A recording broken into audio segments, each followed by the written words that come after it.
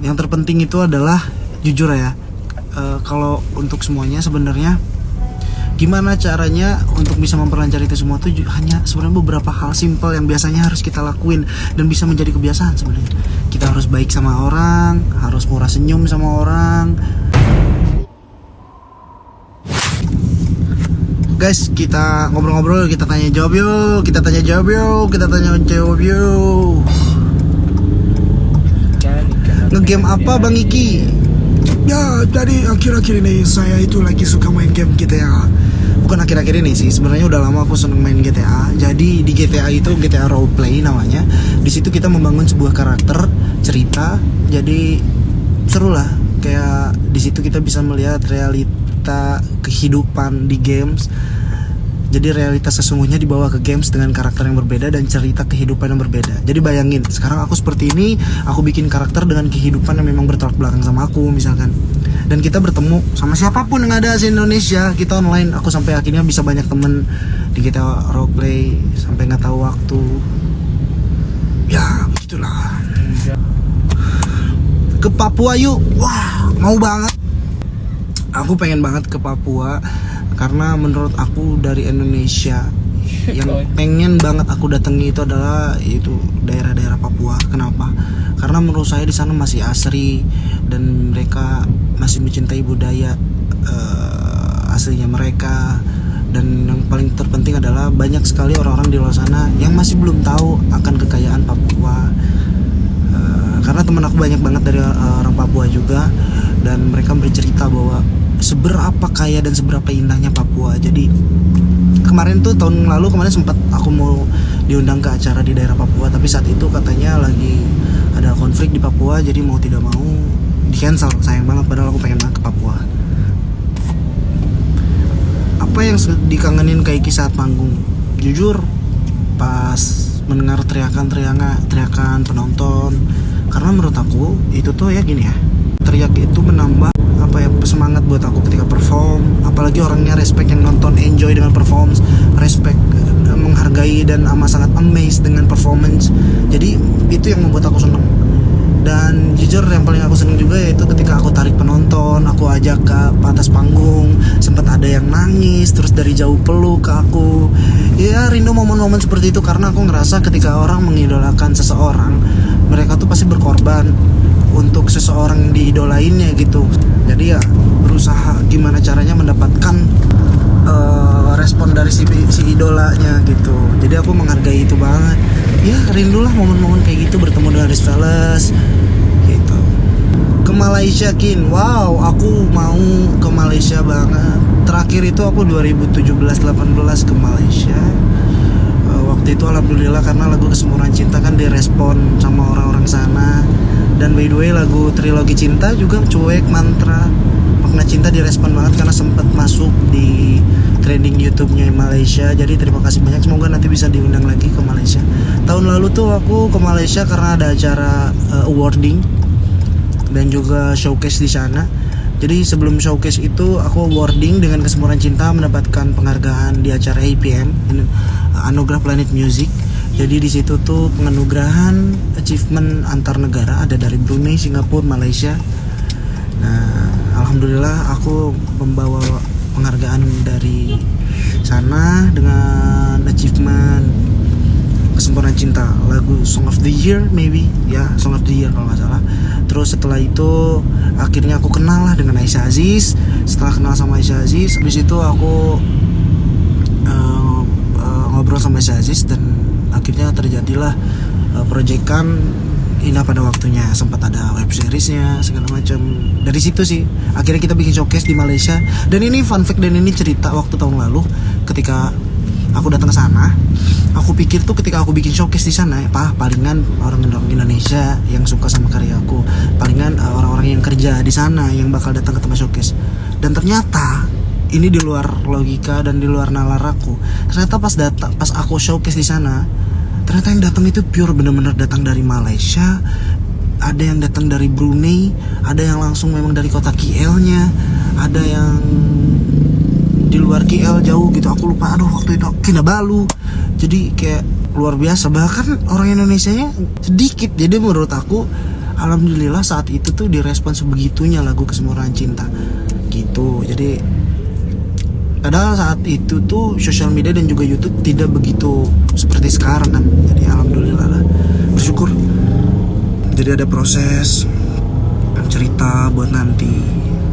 Gimana rasanya pertama manggung Kak? Wah, kalau untuk pertama manggung aku jujur-jujuran pasti ada namanya nervous, deg-degan, nggak percaya diri, sempat ada di titik dimana belum bisa menemukan jati diri, nyanyi fals kemana-mana karena deg-degan, terus sulit buat masukin nada lagu karena saking nervousnya. Biasanya kan kalau kita nervous itu confident diri kita tuh kepercayaan diri kita tuh kadang nurun karena tertutup sama rasa takut dan grogi kita. Wah, dulu tuh pertama kali manggung tuh beberapa kali tuh nervous lah, fals lah nyanyinya, gugup lah, salah lirik lah, lupa lirik, bahkan lagu Kesempurnaan Cinta sendiri aja sampai lupa lirik, gila. Tapi ya itu namanya proses, itu perjalanan, jangan kita maluin. Justru gimana caranya itu dijadiin pelajaran dan jadi kaca buat kita gimana caranya kita agar lebih baik ke depannya. Dan terbukti gitu loh, dengan berjalannya waktu, jam terbang dari panggung ke panggung, akhirnya aku menemukan titik dimana kayaknya gue di sini nih gitu loh. Kayaknya titik gue bisa percaya diri itu di sini. Nah, akhirnya gue memberanikan nyanyi dengan falset, terus mulai memberanikan menciptakan lagu, mulai memberanikan nyanyi dengan improv yang aku bikin sendiri gitu loh ya, kayak gitu. Pas ragu bikin, makanya aku di ragu akhirnya kalian bisa melihat perbedaannya ketika di ragu yang don't you know I love you lady, don't you know you make me crazy, oh my lady, don't you know you're the part of my life. Jadi gimana caranya ketika dari lagu yang aslinya, ketika sudah sering dibawakan, gimana caranya biar orang nggak boring dan tetap mendengarkan live versionnya, tapi dengan pembawaan yang berbeda gitu loh. Jadi sampai ada di titik itu sampai akhirnya memikirkan gimana caranya perform live itu dengan benar, dari musiknya semuanya. Wah, sangat bersyukur sih. Justru pelajaran yang bisa diambil adalah bukan dari sebuah teori, melainkan kerja di lapangan itu kita lebih masuk gitu loh. Ketemu dengan musisi A, B, C, D, kita banyak belajar, kita ambil ilmunya. Akhirnya kita bisa mencari tahu, bukan menjadi diri kita tuh bukan menjadi jadi diri siapa, tapi gimana caranya diri kita mencari diri kita siapa gitu loh. Jadi dari kekurangan gimana caranya jadiin kelebihan. Jadi aku cari sampai akhirnya berani falset, teriak-teriak. Kalau kalian tahu yang ini pada waktunya, sebelum ku ragu kasih, ku yakin cinta kita lali, teriakan, wah, teriak ya, akhirnya kayak gitu-gitu. Ini pertanyaan cukup bagus. Ngerasa nggak bangga banget nggak sih kakak sekarang bisa jadi terkenal ini dan sukses ini? Sebenarnya kita lihat dulu dari sisi mana merasakan seterkenal ini dan sesukses ininya. Karena kalau menurut aku pribadi, dengan sekarang aku bisa dikenal dengan banyak orang, dengan sekarang diri aku yang orang banyak tahu, itu sebenarnya dalam diri aku, prinsip aku itu bukan menjadi patokan. Biarkan itu menjadi bonus untuk kerja keras kita. Tapi kalau menurut aku, ya ini adalah hasil dari kerja keras kita, tim semuanya. Dan juga aku ngerasa dengan orang-orang aware dengan siapa Iki itu ya mungkin karena si karyanya itu sendiri gitu. Dan menurut aku kalau dibilang bangga, aku bangga, tapi bukan bangga karena dikenal banyak orang, tapi bangga dengan apa yang sudah aku lakuin, dengan bangga dengan apa yang sudah Iki curahkan lewat lagu-lagu. Lebih ke situ sih sebenarnya. Karena dengan walaupun saya terkenal saat ini, menurut Iki itu bukan jadi patokan, karena sama aja kok. Ketika aku belum orang banyak yang tahu juga aku mah kayak gini orangnya, santai orangnya, apa adanya, nggak berusaha berlebihan, nggak berusaha untuk jadi siapa atau gimana gitu loh maksudnya. Karena prinsip aku pribadi berusaha mempositioningkan bahwa roda itu berputar, kita sewaktu-waktu bisa ada di bawah ataupun di atas. Jadi menurut aku memposisikan diri aku sekarang adalah alhamdulillah aku sekarang bisa kenal banyak orang ya, karena kerja keras kita, tim semuanya, dan juga diperlancar sama yang di atas. Yang kedua adalah aku berusaha memposisikan ini adalah kerjaan aku yang di atas dasari karena itu cita-cita aku, hobi aku, keinginan aku, dan memang hal yang memang aku wujudkan dari kecil. Jadi ketika sekarang aku sedang menjalani pun aku amat sangat enjoy karena di sini cita-cita aku. Dan yang harusnya menjadikan sebuah kebanggaan adalah ya gimana caranya aku membuat gimana caranya aku membanggakan kedua orang tua dan juga saudara-saudara itu. Jadi kalau menurut aku masalah dikenal atau tidak dikenal itu adalah poin plus ataupun bonus buat diri aku gitu. Karena ya sama lah, kita hanya beda bidang aja. Sama halnya ketika orang-orang di sana yang sudah menjadi bos, mungkin orang-orang di luar sana sebagian pun akan memikirkan hal yang sama. Kayak misalkan ya saya bos ya karena memang kerja keras saya, dan juga ya saya sempat ada di fase di bawah segala macam, ya sama aja. Yang membedakan hanya adalah bedangnya dan juga pekerjaannya gitu. Sebenarnya Iki pengen dikenal sebagai apa ya? Saya pengen dikenal sebagai Rizky Febian yang ya Rizky Febian gitu. Bukan yang berusaha untuk orang akhirnya menilai kayak kok si ini niru-niru, kok si ini kayak si ini, kok si ini kayak si ini. Enggak sih. Aku berusaha untuk jadi diri aku apa adanya gitu loh ya. Jadi kayak, dan jujur karena aku tadi bilang kalau roda itu berputar, aku nggak mau egois dengan diri aku sendiri gitu ya. Jadi kayak misalkan ketika kita sudah masuk ke dunia entertain, gimana caranya kita itu harus bisa segala bidang. Dan terbukti alhamdulillah, dulu tuh aku belajar nge-MC, dulu aku belajar ngelawak-lawak sama ayah, dulu aku belajar acting, sinetron, film, karena aku yakin suatu saat ini tuh akan kepake semuanya gitu. Jadi gimana caranya jika kalian nih, aku berusaha untuk memposisikan aku bukan artis, tapi berusaha untuk memposisikan seniman yang memang suka akan seni, apapun yang berbau seni kita aware dan kita appreciate gitu loh. Kamu mau tanya kalau dulu apa sih cita-citanya selalu diinginkan dulu, cita-citanya selalu diinginkan dulu. Mau tanya kakak dulu apa sih cita-citanya dulu diinginkan dulu. Yang diinginkan. Oh, Cita-cita dulu ya jadi dari dulu aku cita-citanya adalah nggak muluk-muluk, gimana caranya membanggakan orang tua dan pengen mengangkat harkat martabat saudara-saudara itu kan yang pertama. Tapi cita-cita dari kecil tuh pengen jadi penyanyi. Jadi dari kecil tuh bener-bener pengen jadi penyanyi gitu, tapi ya malu-malu kayak gitu sih. Tapi ya adalah gini, kenapa akhirnya seorang Rizky Febian yang berawal dari mimpi dan juga niat bisa tiba-tiba terwujudkan semuanya. Selain semuanya karena berkat Allah ya, dan selain semuanya berkat karena proses semuanya dan juga doa dari orang tua.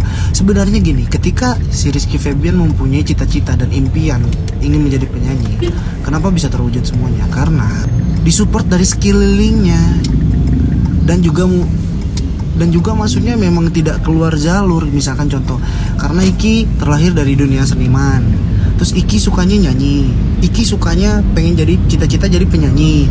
Terlepas dari situ disupport sama orang tuanya yang memang lahir dari seniman. Jadi memang kenapa bisa berjalan dengan mulus seperti itu, karena memang ada di satu jalur gitu loh. Terkecuali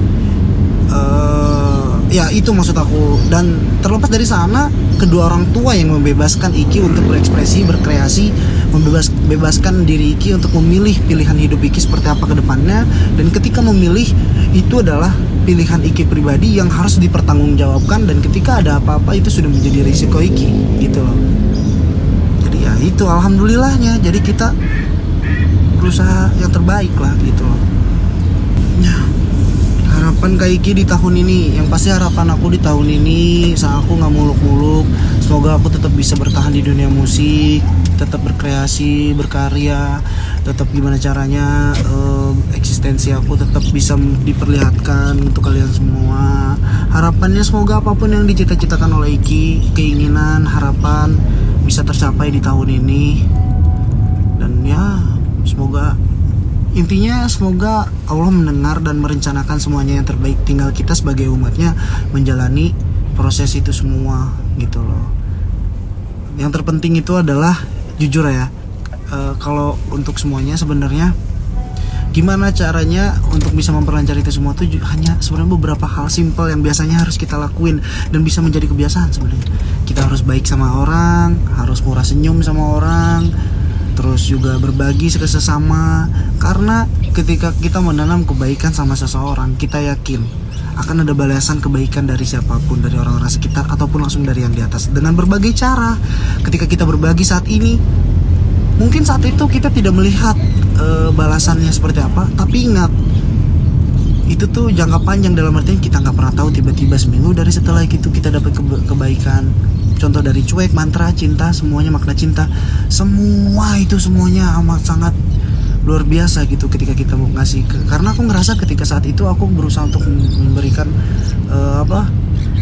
hal kebaikan untuk orang dan ternyata dibayar tuntas ketika tiba-tiba direspon positif makna cinta makna cinta, cuek dan mantra cinta gitu loh. Jadi ya intinya itu sih, baik ke sesama aja, itu aja. Ya, jadi kalau menurut saya lebih baik seperti itu aja. Karena menurut saya seperti itu sepertinya. Dan berusaha jadi diri sendiri lah maksudnya. Karena aku pribadi pernah ketika mencoba untuk keluar dari zona nyaman aku, berusaha untuk tidak menjadi Rizky Febian, berusaha untuk nimbrung dengan lingkungan yang memang biasanya tidak ada, di lingkungan yang memang bukan Rizky Febian banget. Dalam artian kayak aku memang kayak gini gitu, aku tuh ya udah apa adanya gitu ya. Ketika saya mencoba dan hati nolak, aku tipikal orang yang memang ya udah nggak bisa gitu. Karena aku tuh orangnya gak enakan, aku tuh orangnya minderan, nggak percaya diri, pemalu gitu. Bahkan kalau ditanya aja sekarang, Iki punya temen yang memang teman banget nggak, yang sahabat banget nggak, yang memang di setiap harinya ada hubungan ngobrol di smartphone atau gimana? Nggak ada sama sekali, karena ya itu tadi, karena aku tuh kayak di rumah pun paling sama tim ngobrol, nongkrong, kayak bercerita. Aku orangnya jahil kayak gitu, orangnya wah mobil gila.